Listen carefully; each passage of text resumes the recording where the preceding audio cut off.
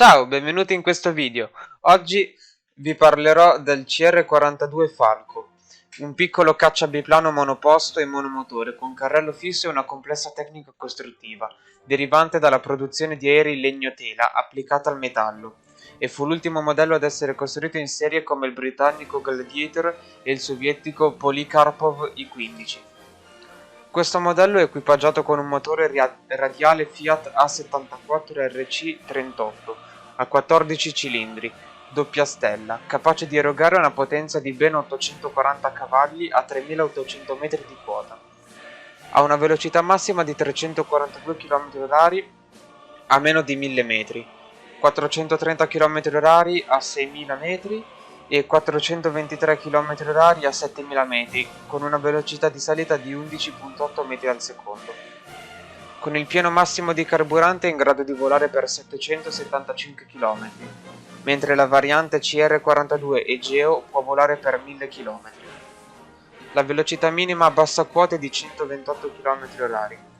L'armamento principale può essere configurato nei seguenti modi: 2 mitragliatrici Breda Safat da 12,7, 2 mitragliatrici Breda Safat da 7,7 e una mitragliatrice Breda Safat da 12,7 e una da 7,7. Può portare anche 2 bombe da 50 o 2 bombe da 100 kg. Partendo con un grande successo dal CR-32 Freccia, durante il 1935-1936 la divisione dell'ufficio tecnico della Fiat affida all'ingegnere Celestino Rosatelli il compito di lavorare ad un nuovo progetto, il CR-42. Costruito fino alla metà del 1943, detenendo il primato per essere l'aereo italiano costruito nel maggior numero di esemplari, di ben 1782 dichiarati.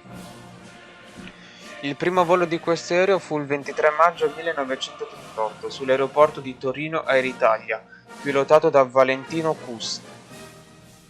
Quella del biplano da caccia era ormai una formula superata e le caratteristiche di volo e di armamento del nuovo caccia erano nettamente inferiori a quelle degli aerei che il CR-42 si sarebbe trovato di fronte nel corso della Seconda Guerra Mondiale.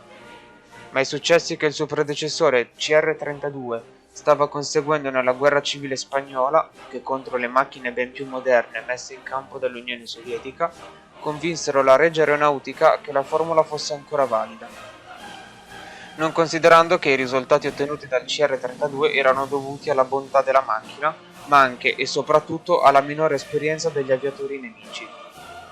Inoltre il CR-32 era stato progettato per delle tattiche di combattimento della Prima Guerra Mondiale, che erano ormai inadatte e obsolete per la Seconda Guerra Mondiale. Questo nuovo biplano ebbe però 2 prototipi intermedi, il CR-40 e il CR-41, che però non entrarono mai in servizio. Il CR-42 Falco entrò in servizio nel maggio del 1939, assegnato inizialmente al 53esimo Stormo e impiegato fino al 1944.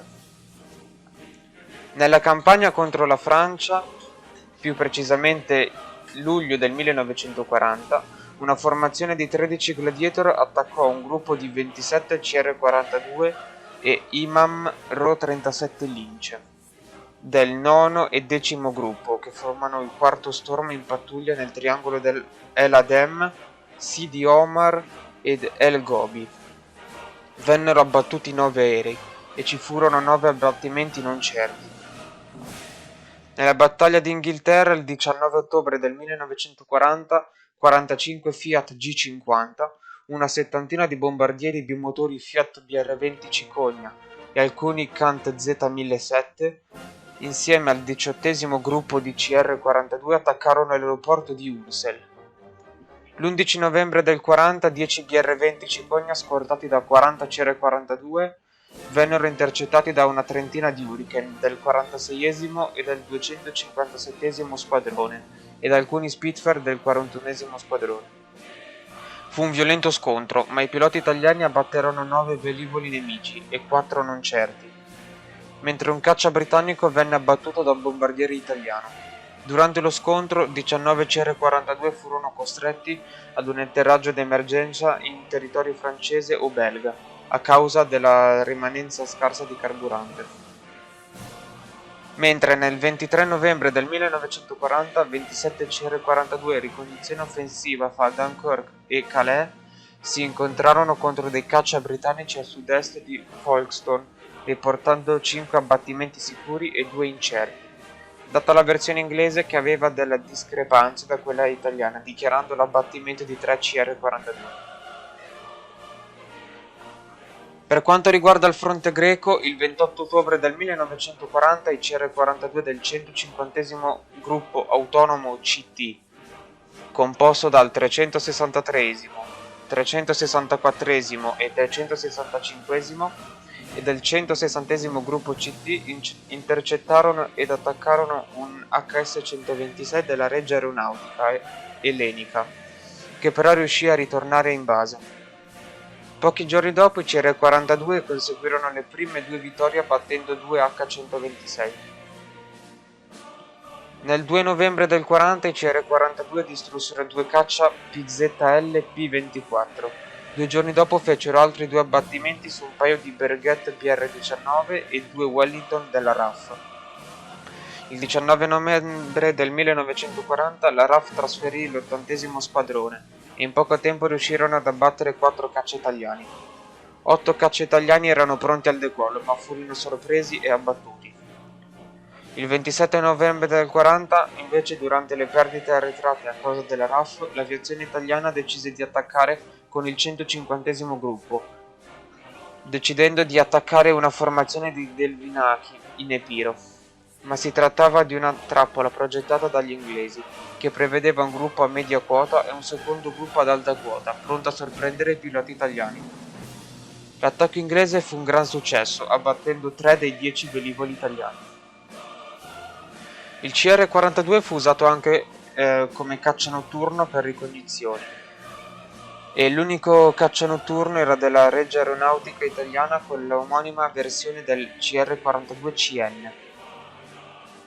Durante la notte tra il 13 e il 14 agosto del 1940 una pattuglia di CR-42CN, ovvero CR-42 notturni, fecero fuoco sul bombardiere Armstrong Whittle AV-38 Whitley Mark V del 10° squadrone, decollato da Abingdon per bombardare la fabbrica di motori Fiat a Torino.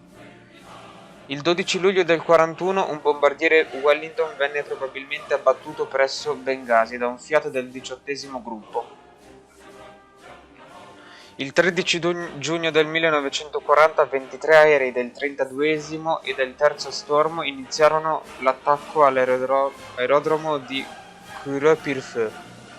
7 dei caccia che effettuavano la copertura a 500 metri di quota furono intercettati dai Bloch MB-151 della squadriglia AC-3, che abbatterono un CR-42 e ne costrinsero un altro all'atterraggio, ma i piloti italiani si attribuirono 4 abbattimenti sui velivoli francesi. Sempre nel giugno del 1940, 25 CR-42 del 18° gruppo si diressero verso l'aeroporto di Le Luc-Le Canet, confermando 20 abbattimenti su aerei francesi a terra e 5 abbattimenti in combattimento aereo, con 2 sole perdite. Nel corso di tutto il mese ci furono altre battaglie aeree che portarono all'abbattimento di innumerevoli velivoli britannici, come 11 Blenheim e 3 Gladiator. Il 3 luglio del 1940, 4 CR-42 del 13° gruppo vennero intercettati da 6 Gladiator e andarono tutti distrutti. Sempre in perlustrazione nello stesso giorno mancarono all'appello altri due CR-42, probabilmente dispersi. Il 5 dicembre del 1941 un CR-42CN del 365esima squadriglia abbatté Wellington nei pressi di Napoli. Nella notte del 25 agosto del 42 Armando François, il comandante del quarto stormo, intercettò ed abbatté con successo un bombardiere bimotore non identificato in Nord Africa. Nella notte tra il 22 e il 23 febbraio del 43 il tenente Luigi Torchio della 370esima squadriglia autonoma abbatté un Wellington nei cieli di Palermo. Queste sono solo una parte di tutte le battaglie che il CR-42 ha realmente combattuto.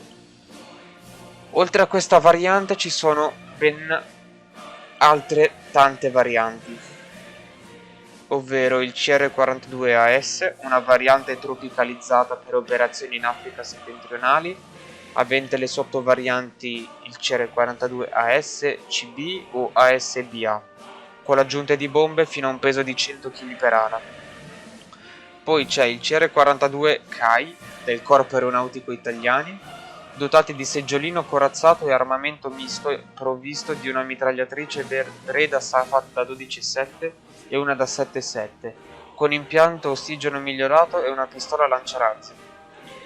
Il CR-42CN prima citato era la variante del caccianotturno dotato di radio ricetrasmittente con scarichi prolungati per nascondere le fiamme rilevatrici uscite dal motore, dotate di due mitragliatrici Breda Safat da 7,7.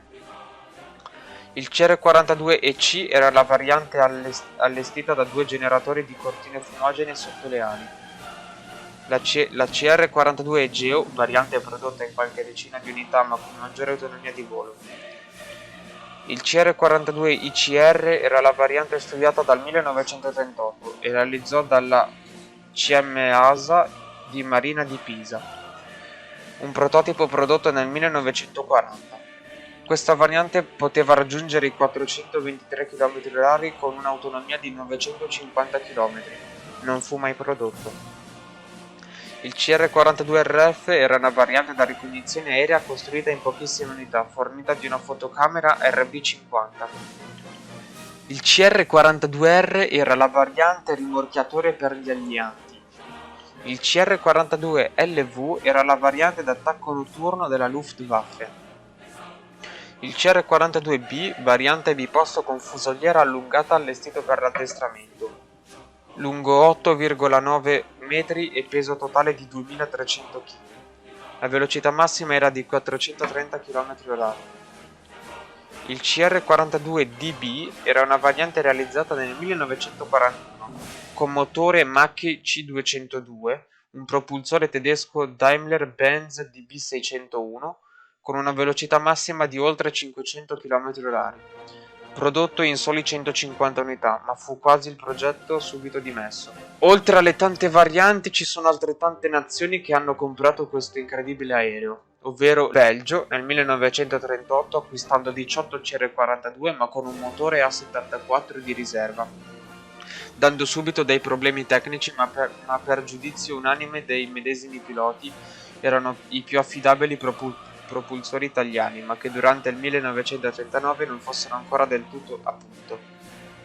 Poi abbiamo la Croazia, la Germania, l'Ungheria, l'Iraq, la Sudafrica e la Svezia.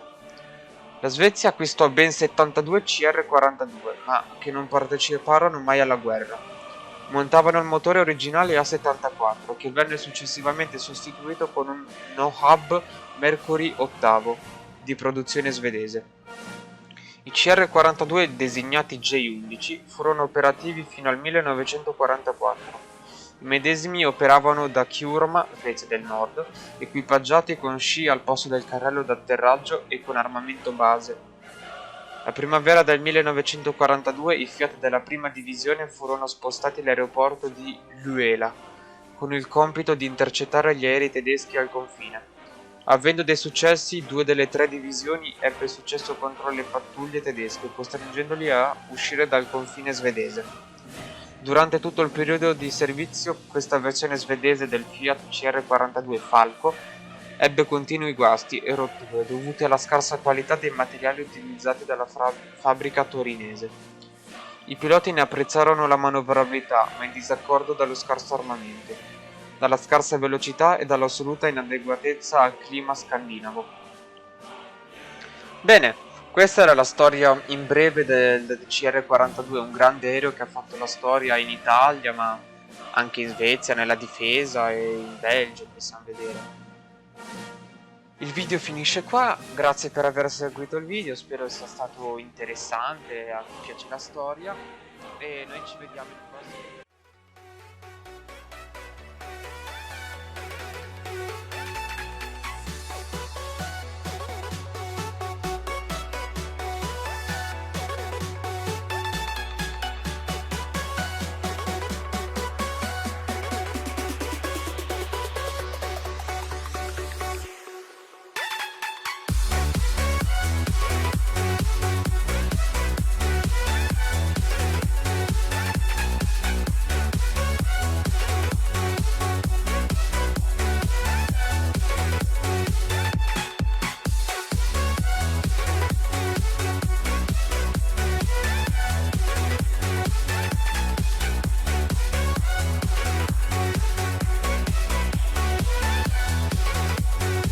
Jack it up.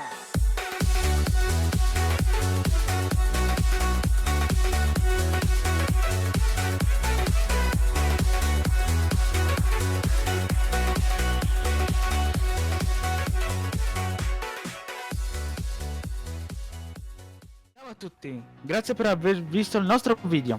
Mettete like e iscrivetevi. E non dimenticatevi di seguirci su Instagram, link in descrizione. Ciao! Ciao ragazzi!